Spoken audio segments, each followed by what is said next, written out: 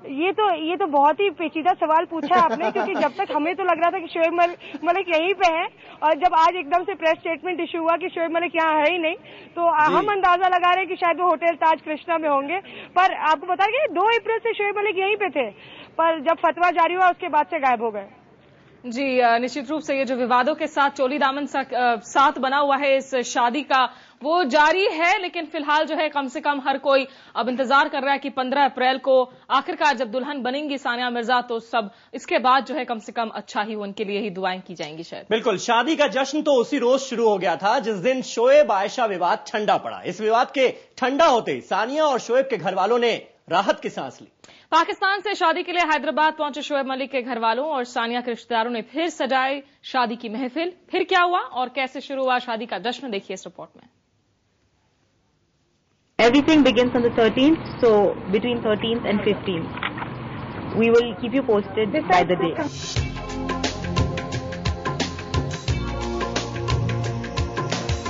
भले शादी के कार्यक्रम 13 अप्रैल से शुरू होंगे, लेकिन नाच गाना अभी से शुरू है। असल में जिस तरह शोएब सानिया की शादी के बीच आयशा विवाद आया, उसने जश्न की जगह तनाव का माहौल बना दिया।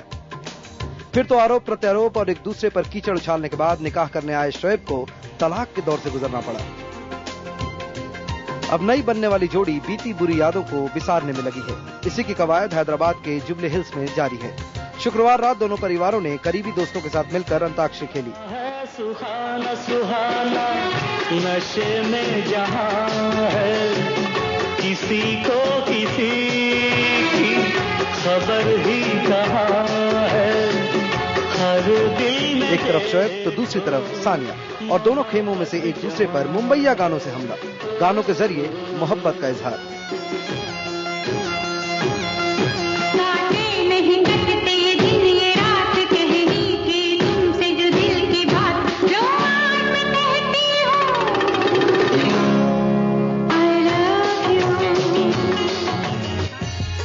सानिया का परिवार 13 तारीख को होने वाले संगीत की तैयारियों में जुटा है। माना जा रहा है कि इस मौके पर परिवार के करीबी लोग परफॉर्म भी करेंगे। ये इश्क नहीं आसान, बस इतना समझ लीजिए, आग का दरिया है और डूब के जाना है।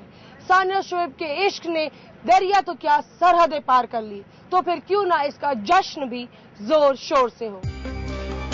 शुक्रवार की शाम सानिया के घर पर चाइनीज खाने की दावत भी हुई, जो सानिया की खाला ने खुद अपने हाथों से बनाई थी।